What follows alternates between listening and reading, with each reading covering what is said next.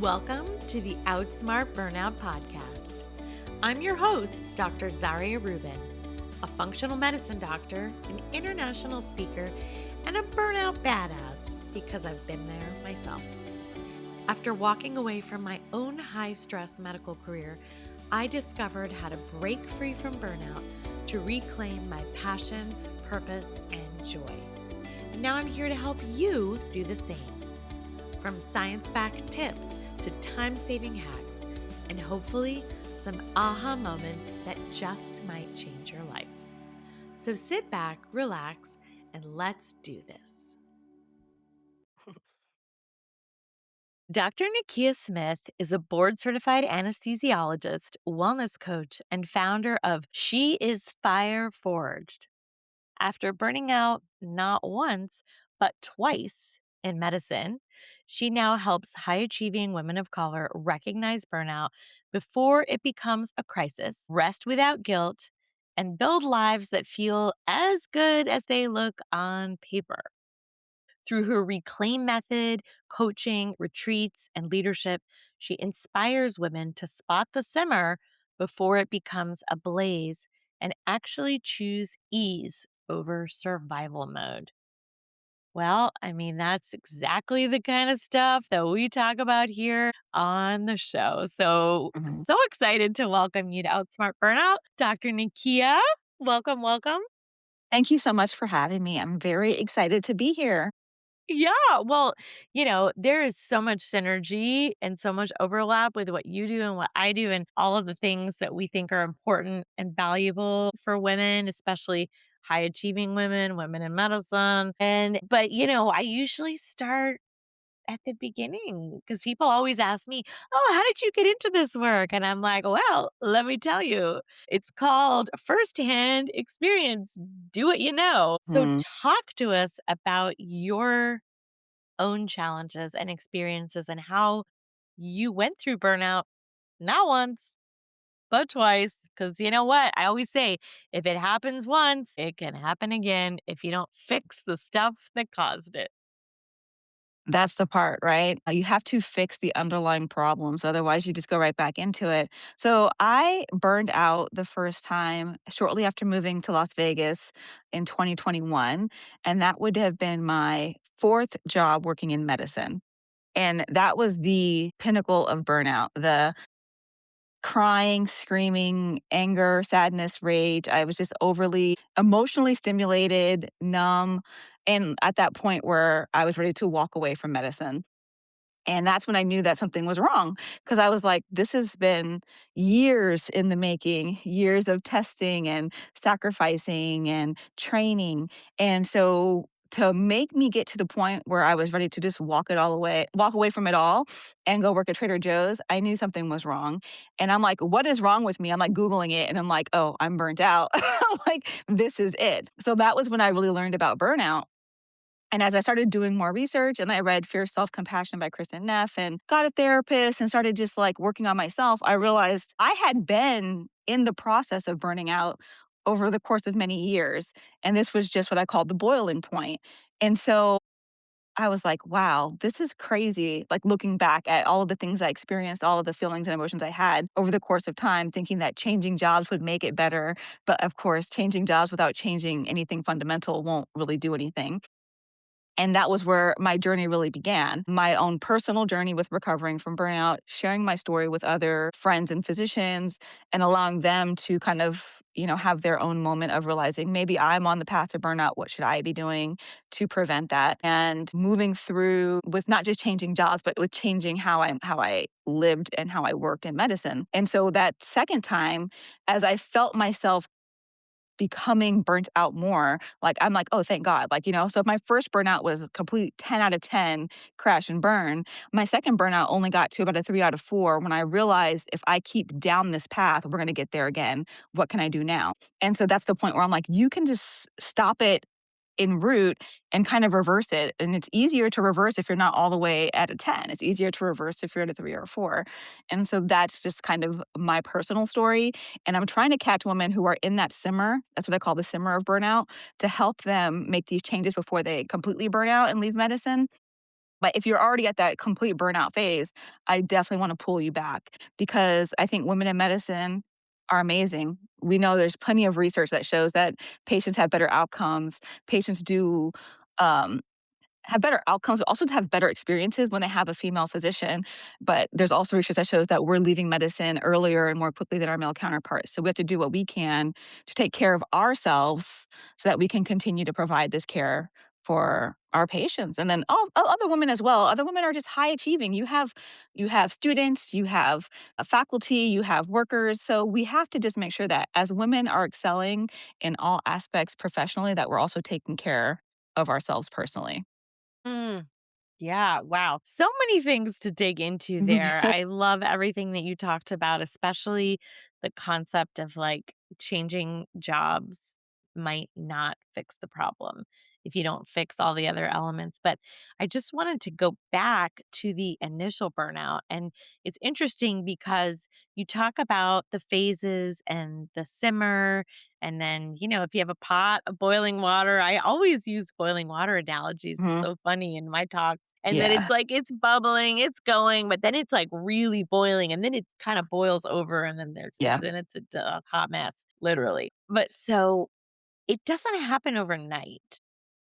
It's not a kind of one and done, sudden change, sudden shift. I'm totally fine. Oh, I'm totally burned out. Like it Right. is a gradual process. And I do think it is so important to recognize these little signs and symptoms and warnings. I call it the check engine light that we get Yes. along the way. And so looking back, what did you not see coming that, in retrospect, you could say, "Ah, this was happening." Like all of these things were definitely warning signs and definitely contributors to my burnout. There's a lot of warning signs that I think have become normalized, especially by, like, hustle culture. When I look back, I think one of my earliest signs was, like, starting to get insomnia, and then when I look back at my insomnia, it's like it wasn't that I was tired, like, I was dead tired. I came home from work tired, could not wait to go to sleep, but then couldn't fall asleep. And I couldn't fall asleep because my mind would not shut down. I was ruminating on all of the things that happened throughout the day, all the things that are going to be happening in the future, and those are just not a good place to be, right? So the insomnia starts, then you're starting the day, you're already tired. Like, I woke up dreading the day for almost, like, a year straight. Like, for a solid 365 days, I would wake up every day that was for work and be like, "I can't do this." Yeah. Yeah. Same But girl. it's Yeah. become so Can't get out of normal, like bed. Can't do yeah, this. Is I this was like, really the rest of my life is going to be like? Like, is this and what I signed up for or it not? Or, is, and then you talk to people, you might hear some things like, "Well, that's just what adulting is," or "That's just how it is," and then you're kinda like, "Oh, so I'm the problem because, like, everybody has accepted this as the norm, but I just can't yes. accept it." Yes, I that you literally took the words out of my mouth. I was like, I guess this is just what adulting is. Like, you're Mhm. miserable, your life is miserable, you're always exhausted, you're always stressed, you can't sleep, I had nightmares every night, can't get out of bed in the morning, just you feel like you're almost like going through the motions and you're a zombie in your own life. Like you're a ghost, you're a shell of your former self, but you don't Definitely. even notice it because it's just become so normalized and so accepted. Yeah, I could not agree more with that Yep, you assessment. And are. it's, yeah. And I mean, if you're not sleeping, this is like, hello, this is a wake up call to anyone Mhm. listening right now. If you're not sleeping, that is not sustainable. No. You can push through for a while. When you're in college, you can pull all-nighters. When you're in med school, you can do, call and shifts and residency and all that and be on call, not sleep, stay up late, go out on the weekends. You can sort of push through that. It's Mhm. not great. It's if it's, you know, temporary, a short season, but when it becomes the new Yeah. normal, and as soon as you get into your 30s and 40s, forget it. Like, all bets are off. Yes, it's definitely a lot different. Like you said, you become like a zombie. I was moving through life on autopilot. Like I wasn't really in like tapping in or engaged with like how I was feeling. I was just getting stuff done. And I became, like, highly irritable if things didn't go, like, how I mean, we all have control issues, that's how we got this far in life, but it just, like, the irritability and the short-temperedness, it got worse, and I think it's just because I was just so emotionally depleted that I just could not, like, cope anymore. Yeah, and that's when the compassion fatigue sets in, Mhm. when Yep. you just have nothing left to give and everything is you're on your last nerve, you're beyond irritated, and then you start to, like, feel resentful of, a colleague, a nurse colleague asking you for something, or a patient needs something or whatever, or this is they're paging you about this, that, and you're just like, "Stop. Yeah. I can't I have nothing left to give." And There's then and nothing then that's left. and that's when the resentment kicks in and the irritability and the short fuse and the snapping at people, and then you're just like, "Am I a bitch or am I burned out? Like, what is going on?" But lucky Yes. for you, like, the term so when I burned out, it was in 2006, Mhm. 2007, so that was a while ago, and Yeah. we didn't really have the language. It wasn't Nope. there, it wasn't in the culture, there wasn't as much awareness. I I literally had no clue. I was What was burned out happening? till 10, 15 years later. I had no clue. I just thought, I don't know, I guess I'm having a nervous breakdown. But so luckily you were able to kind of Google it and put the pieces together and figure out like, crap, like this is Yes.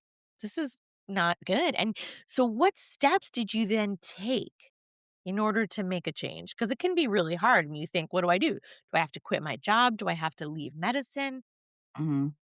It was a lot because that's the spectrum, right? Like, on the one end, you're like, "I'm completely leaving medicine, I'm done." But then as you do the work, you realize that you can burn out in any job if you don't have those systems, those boundaries, those values, that clarity in place. So, the first step was for me, I got a therapist and I already had a coach, so kind of just talking about it, about, like, how I was actually feeling and not just what was happening in my life. Because I think it's easy to talk about what's happening in your life and not how you feel about it. And that was the part of me moving on autopilot and getting really clear with my values. Cause I can write my values down, but when I look at how I was moving and how in the system, especially in healthcare, they're like, if I say I value connection, community, and family and friends, but all I'm doing is taking overtime and working extra shifts because they're asking me, I'm like, I'm not living aligned with my values. Like, all of this time I'm working extra is not allowing me to spend time with my family and my friends and my community. So those were all part of it. And then I had to do like it's like a full thing. That's why I tell people, I burned out over years.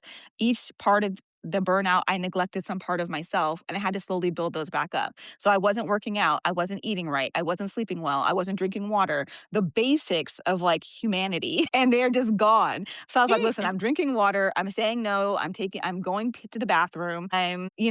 And so those things, I slowly worked on those. I'm starting moving my body. I got a dog, started walking my dog, getting outside in nature. So, like, it's just the small things that became like my new habits that kind of really help you.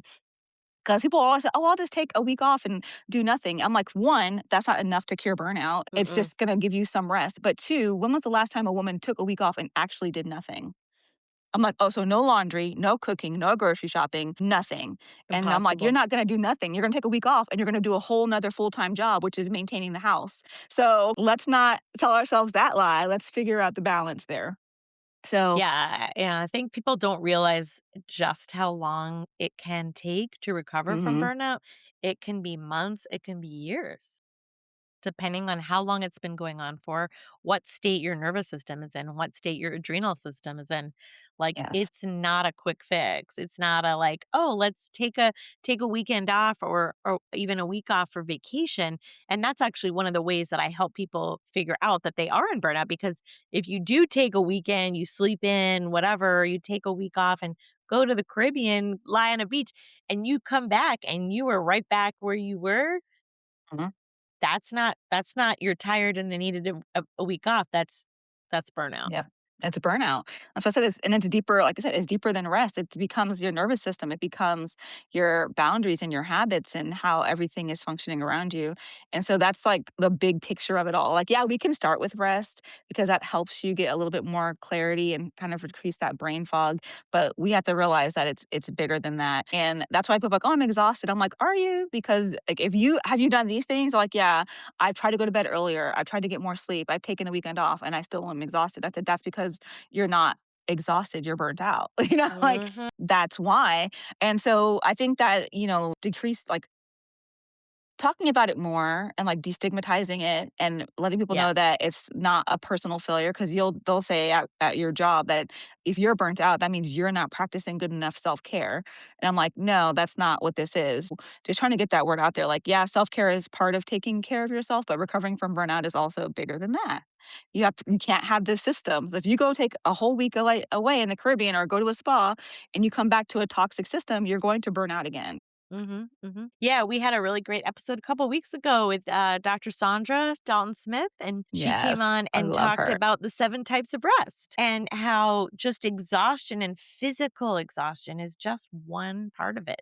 It's the one we focus on most often, but it's not Mhm. the whole story, and you It's have to not. really see the bigger picture and figure out in what areas are you doing too much, in what areas are you not doing enough, and Yes. that you are missing things like you mentioned, your dog and nature and like exercise and like taking that Yes. time for yourself and focusing on the things that bring you joy and creativity and passion and help reset things. It's not Yes. simply about I need to rest more, like I need to sleep more, although Yes. that's a big one.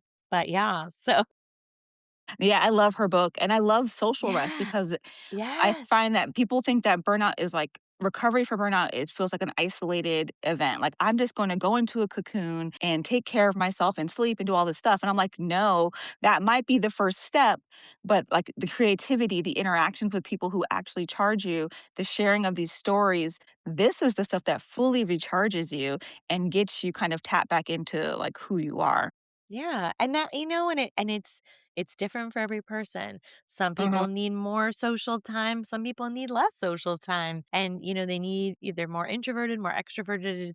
It's about what fuels you or what type of creativity and all of these aspects that we kind of tend to just overlook or Neglect. think it's a generic like one size fits all, self-care bubble Yeah. bath kind of thing, but it goes much deeper than that. And so when you burned out the second time, tell us a Mhm. bit about how you were able to spot it quicker, nip it in the bud quicker, and what that recovery looked like compared to the first time, which I'm guessing was more intensive, longer. Yes. The first one, it took me a solid year to feel somewhat normal again, right? I mean, if I had to give numbers, it would be like 1 full year for me to feel like 70%. And so I even wasn't like 100% yet, but I went back to work. I changed jobs, but in changing jobs, I went into it differently, right? I didn't just change jobs, but changing jobs helps because at that point, I already had the boundary set. So when I changed my job, I was able to establish those boundaries from the beginning. Those boundaries can be hard to establish if you've been working somewhere for a long time and have already been taken advantage of or seen as like, manipulated into being the team player. So I changed jobs, but went in with the boundaries of like, I'm not doing X, Y, and Z. And that worked for a while. So I went from a hospital job to an outpatient job. So then that secured nights and weekends for me to have my personal time and family time.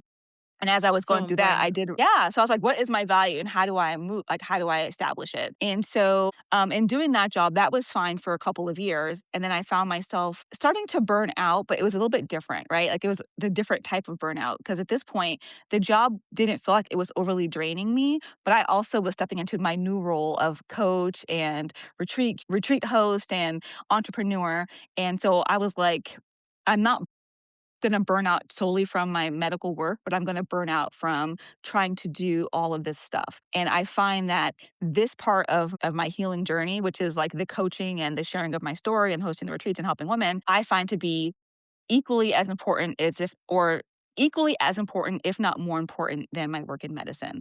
And so I was like, I need to work less. Otherwise, yeah, I was like, I need to work less because I'm already feeling myself start to burn out from trying to work basically two full-time jobs. And so that was when I was like, my boundary is now going to be this. I want to work part-time in medicine and I want to devote and give this part of me the full time and energy that it needs and deserves. And so that was my next step. So luckily, I was like, I can see if I keep down this road and I can keep telling myself, well, work isn't that bad. I can keep doing this. But eventually I will burn out because I'm doing too much. And I already knew that this wasn't going to end well. So that was the second time. And so luckily, I was able to identify sooner, like, okay, I'm getting to this point where I'm just like more tired, more irritable, and getting a little bit out of myself. Let me figure out now how to prevent this from going further. And just even having that plan made me feel like emotionally and mentally like, okay, 'cause that's the burden. The burden is thinking like, "How am I gonna keep doing this? How am I gonna find time? How am I gonna make this work? How?" And that is draining. So when I said, "Listen, I'm gonna do this. I'm gonna cut back work to part-time," I not instantly, but I felt like a lot of that burnout burden just, relieving from my body, and I was like, "Oh, thank God. Like, this is it. Like, I've now have set a clear boundary, a clear path, and I'm gonna prevent myself from going down a road that's gonna end up terribly." Yeah, I think that that's so smart, and it's so apt that we do expend a lot of energy trying to make something that's not working work and to try to make the impossible possible. I mean, there just aren't necessarily enough hours in the day, but we Mm-mm. get stuck in a mindset. Obviously, our brain and our nervous system is wanting to keep us stuck in the familiar and in the everyday, and what we are currently doing doesn't want us to do something different. That's too Yes. scary. It's It's like, scary. no, no, you must keep going. You must keep doing this in this Mhm. way. Figure it out. And so when Yeah. folks come to me, I work with folks, they're like, well, but I can't, nothing can change, nothing can shift. This is my life.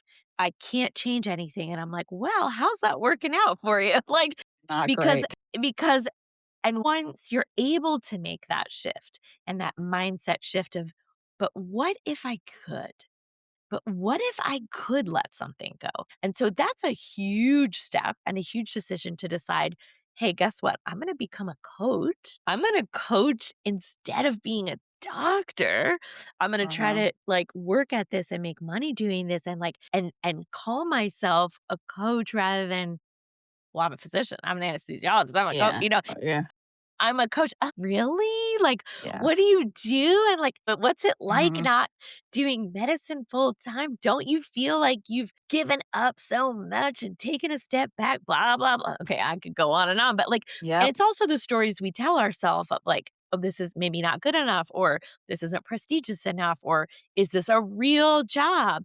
And so, how Mhm. did you come to terms with all of that? So, it's definitely something, right, that it takes time because you will be apprehensive. I mean, not you, like, I was apprehensive, and not because I didn't think that anything wrong was wrong with coaching. I had a coach, but it was just like, why would I leave medicine to do this? Or what is the balance? Or again, like I said, what will people think? And even without the coaching thing, people have a lot of opinions about my life. And so it's just like, no matter what you do, people are going to have opinions about your life. So you might as well at least live the life you want. So at least their opinions can be, based on something real.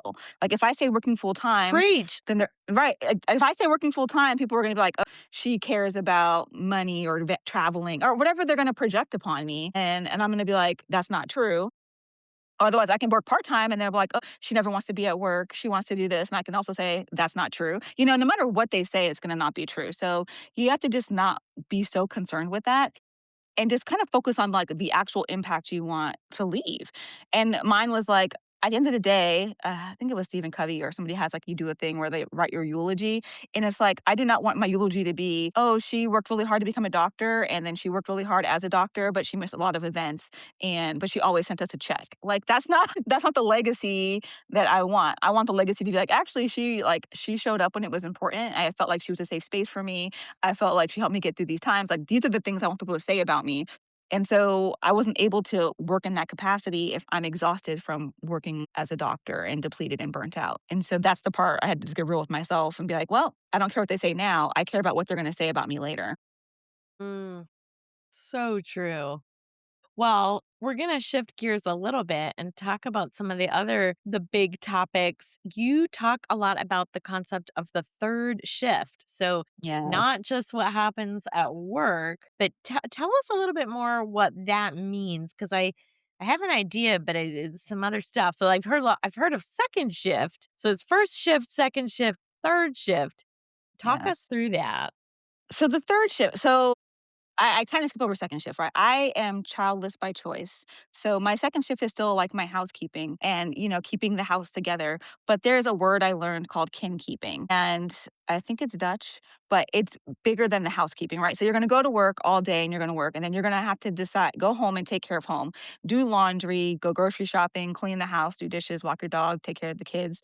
Maybe you're taking care of your parents or some other stuff. That is already two full-time jobs. But the kin keeping is what people often forget about in the second shift. It's like above that. That is keeping track of all of the birthdays. That is keeping track of all of the appointments. That's actually being the mental touch point. Like the reason that they call you when your kids are sick at school and not your husband. Like those are the things that are really, really end up emotionally Mm, draining a lot of the women I coach. And so they're just like, yeah, it's not necessarily the fact of this. It's like, oh, let's have a birthday.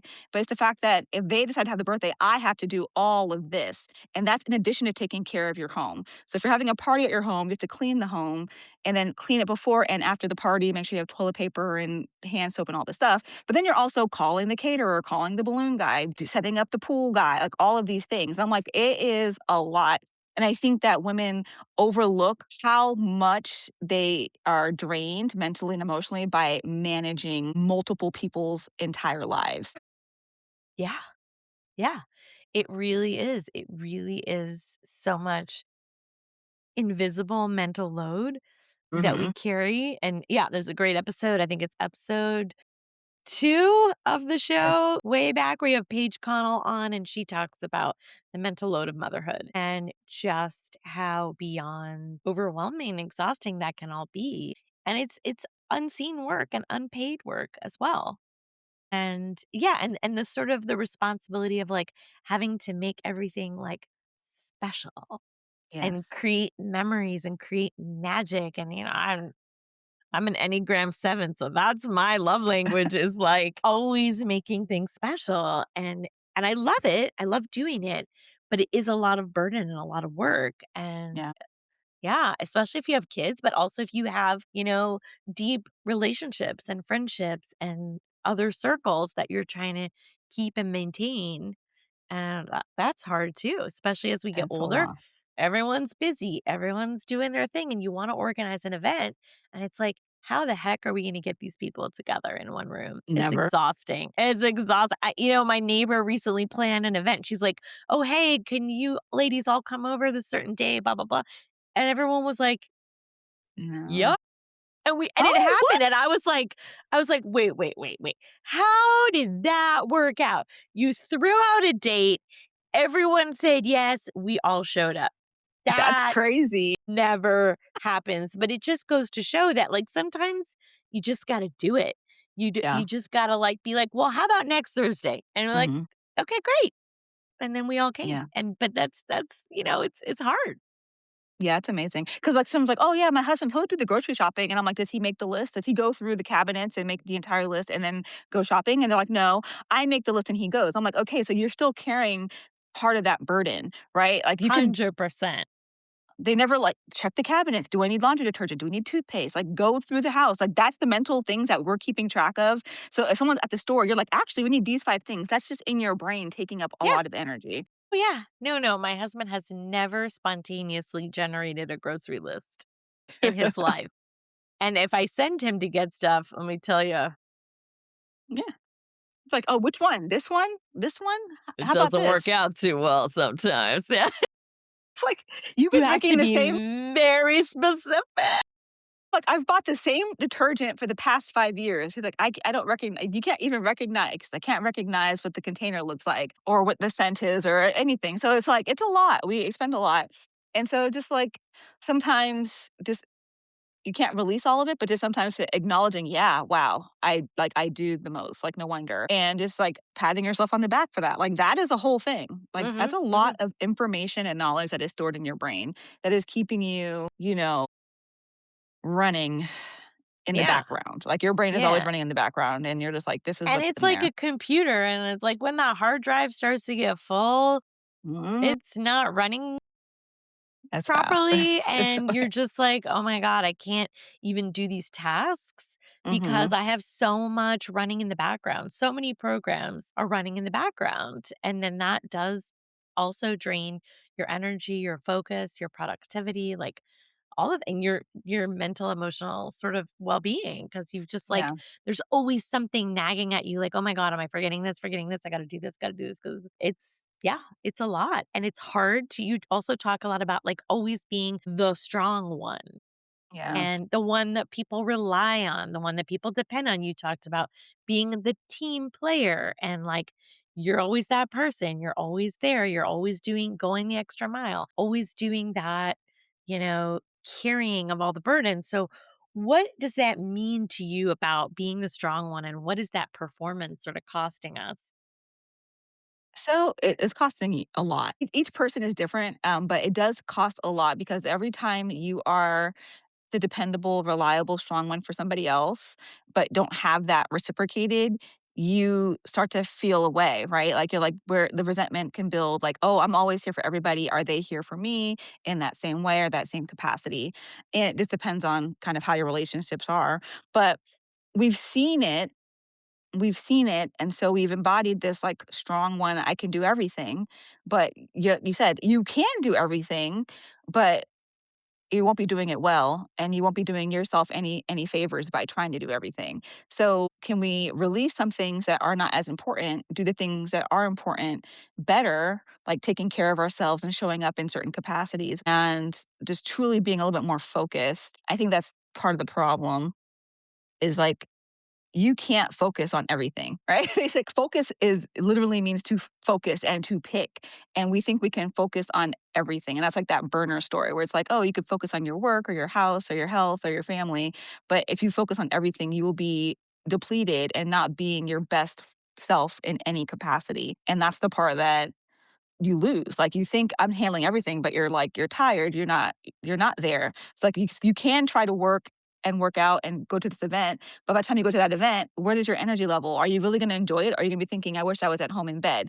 And so you're not really doing everything because you're not enjoying the moment. You're stretched too thin. Mhm, mhm. Yeah, I mean, it's like that what's that meme that's like, "Clean house, happy family, sanity, pick 2." But, like, Yeah, not sanity. you can't have all 3. You can't have it all, man. It's literally impossible. So, Yeah, but we keep trying to have it mhm. all, and I think that is what drives a lot of our exhaustion and our burnout, and maybe you can have it all, but just not necessarily all at the same time. At the same time, and I think that the women who do have it all, like you have it all exteriorly, but that's the part when you're, like, neglecting yourself and you're not taking good care of yourself, and so it's like, is the expense of you worth it? And I don't think it ever is. Mm, and it's that unwillingness also to ask for help. I Mhm. think that we're very afraid to ask for help, either, like, psychologically, financially, just, like, feeling like, "Oh, it's not worth it," or "I don't deserve it.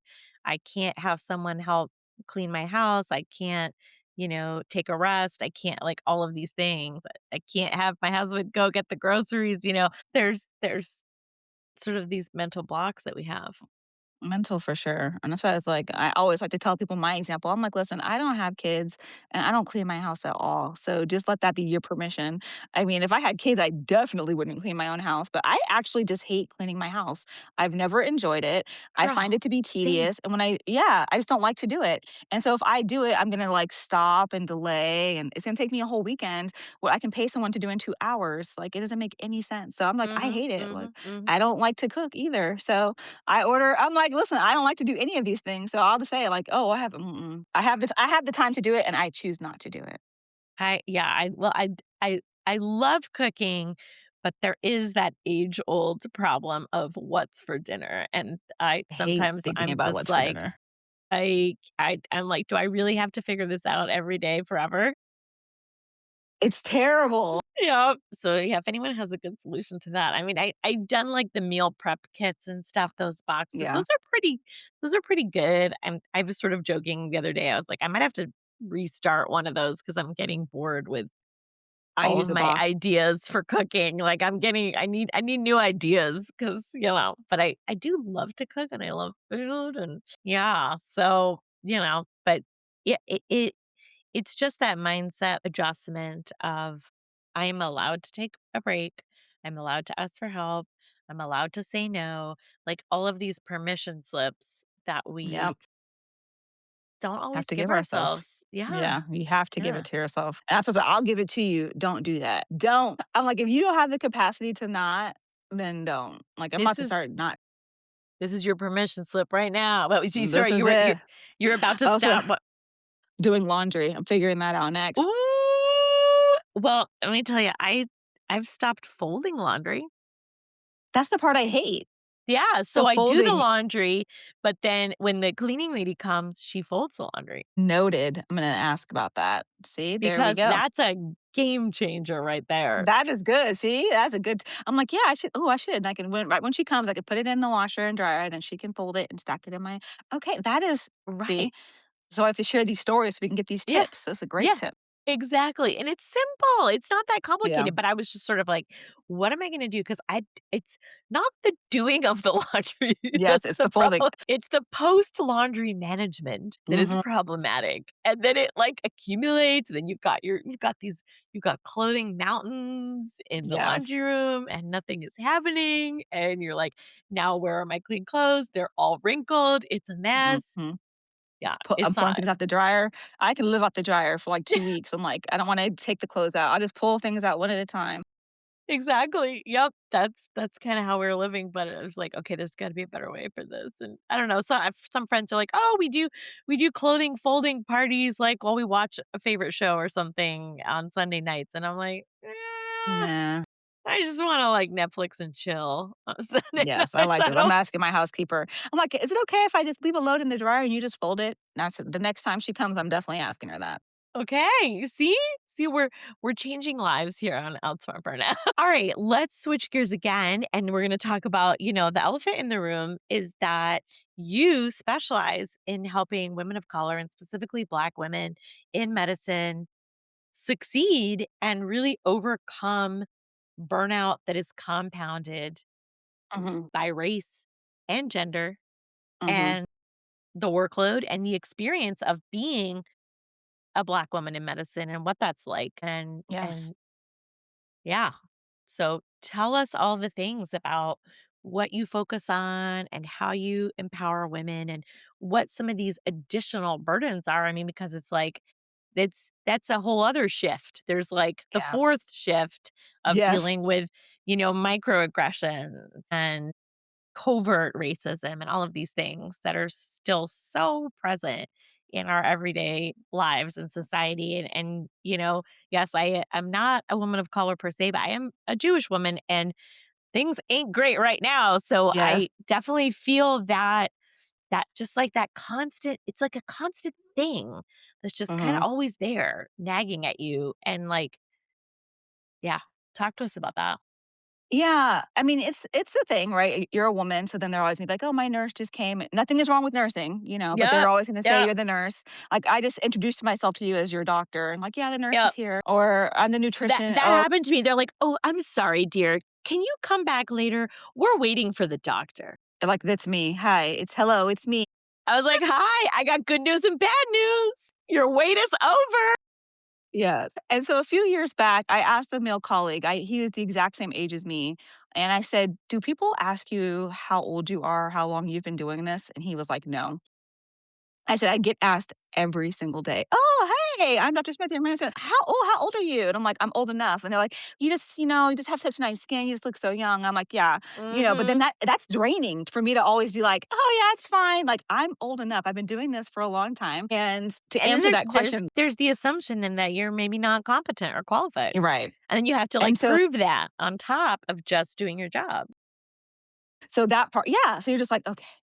okay, like this is how we're already gonna start. I'm already drained from like this fake smile because now I'm just like, what are you talking? Like you didn't ask him. This guy's your surgeon is younger than me.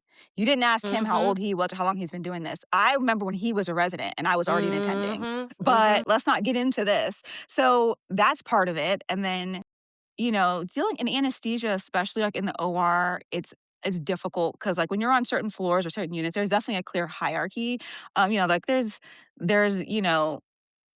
there's tiers, right? You have the doctor, you have the charge nurse, you have this, you have that. But like when you are like the doctor and then the other person that's in charge is also the doctor, there's a lot of conflict sometimes with surgeons. And so Mm. managing that is very interesting. So for dealing with microaggressions and dealing with like covert racism or people blatantly bringing up political topics with the intention of provoking you or riling you up or kind of seeing how you react, those things happen. They happen a lot, And so just dealing with them and having compassion and still just taking care of the patients in an unbiased way, it is very draining. And that's where you talked about compassion fatigue.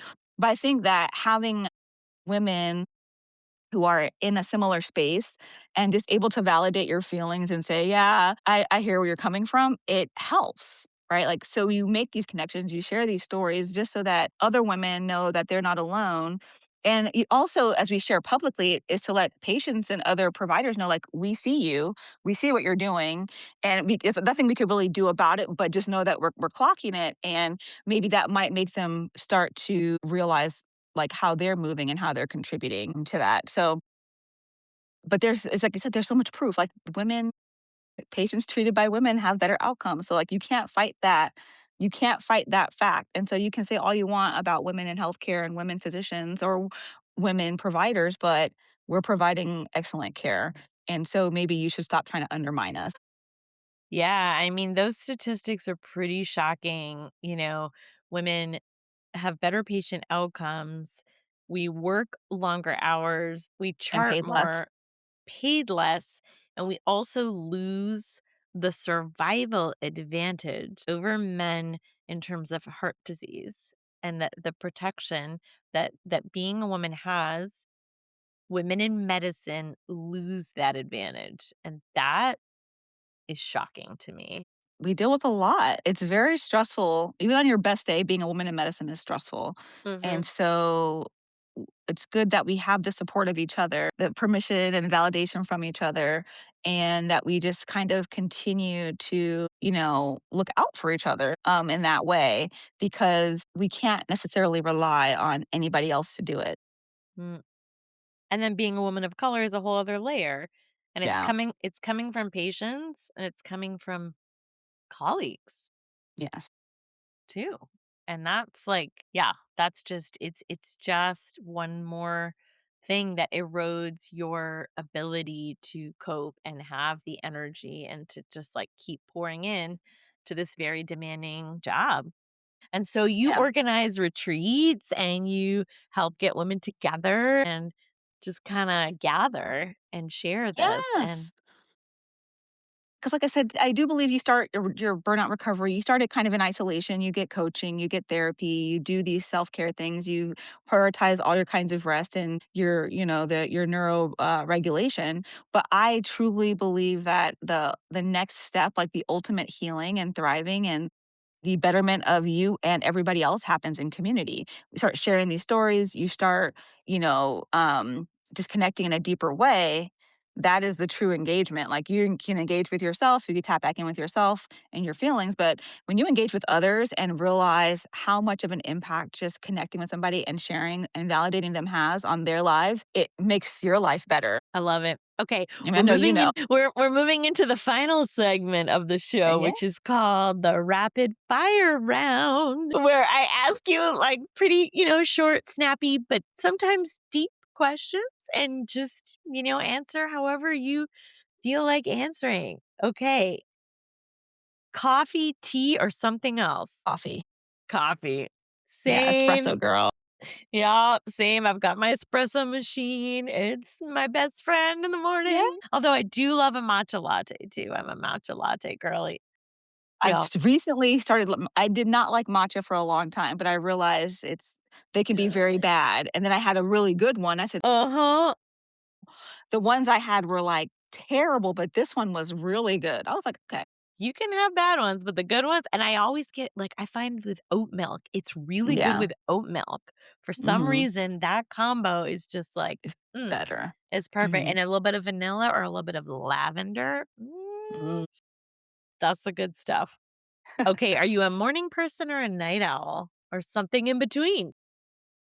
Now, an absolutely a morning person, and going into anesthesia, I was definitely not, and I was like, "Why would I pick this?" But it, like, grew on me, and now I love getting up and having a nice early, slow morning. That's pretty much how I ruled out surgery. I was like, I am so not a morning person. It's so funny because my husband is not a morning person and he's a surgeon. And I'm like, What? how do you do this? But yeah, I am like aspiring to be more of a morning person, Yeah. especially in the summer. Like I find in the summer I probably could.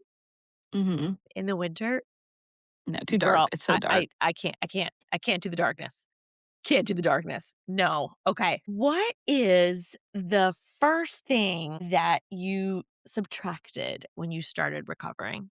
Oh, man. I don't know that there's one necessary thing I subtracted, but I think the first thing was, like, again, yeah. So my first thing was just saying no, and that was at work. So, like, I didn't subtract, like, any work at first, but they asked me a lot to, like, stay late or pick up days and cover extra stuff, and so I subtracted all of that extra that I was like, "Yeah, okay, I'll do it," or "Yeah, I can handle it," or "Yeah, no You're like, problem."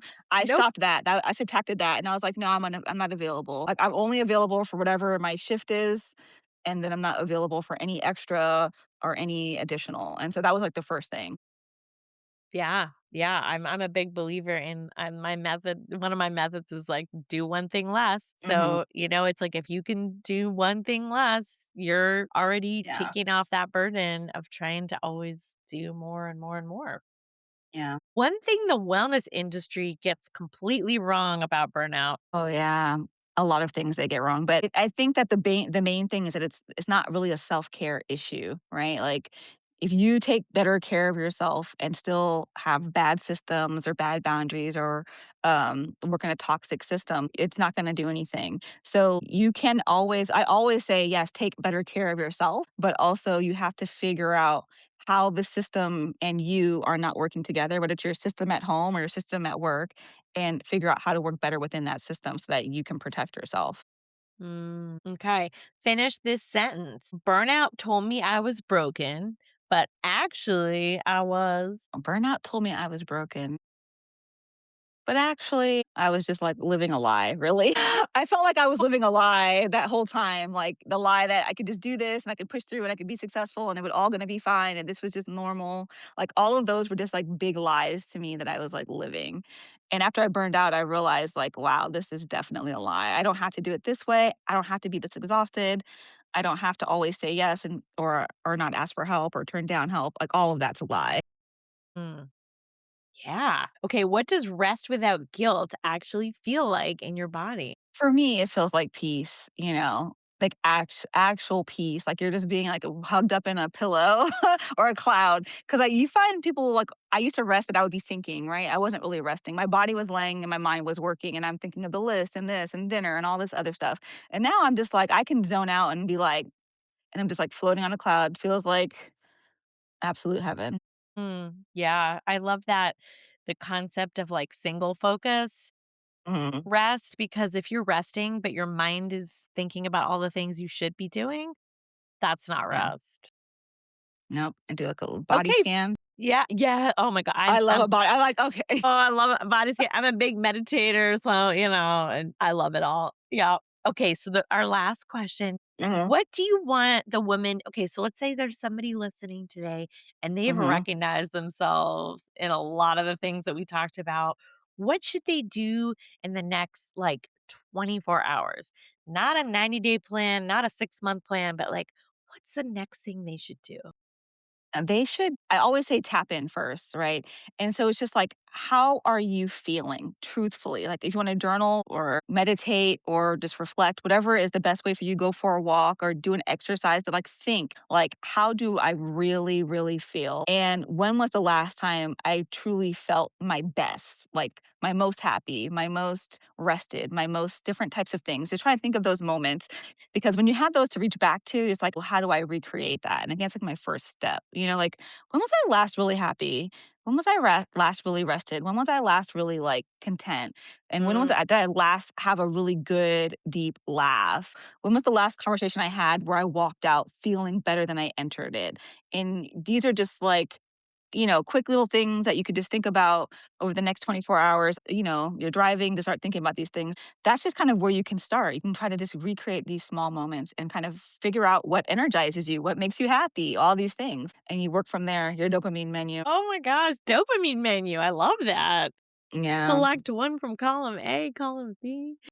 Yeah. All right. So this has been such a fun conversation. I could talk to you for hours. Yeah. And I'm sure that folks who are listening are probably wondering, how can I connect with Dr. Nikia? How can I, find her online, maybe work together, maybe check out a retreat?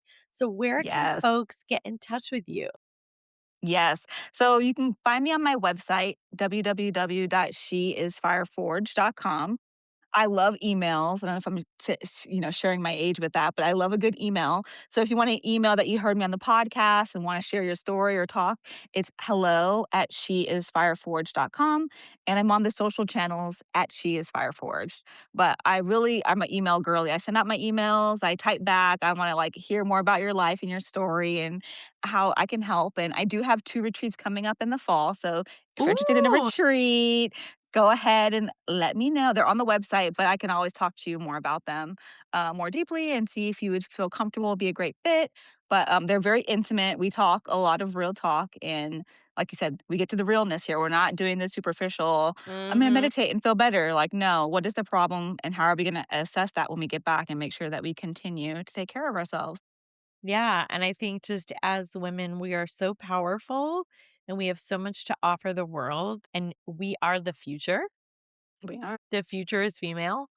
And but we can't be burned out if we're gonna, do all the things we need to do to make the world a better place. Exactly. So all of this info is gonna be in the show notes. And if you listened to this episode and you enjoyed it and you liked it, please give us a like, a review, a follow. We really appreciate it. It really helps more folks discover the podcast. Share it with a friend who's, struggling, doing all the things, is not admitting she's burned out, but we know, share it with a woman in medicine. Yeah. And yeah, and just remember, as always, burnout is not your destiny. It's your wake-up call.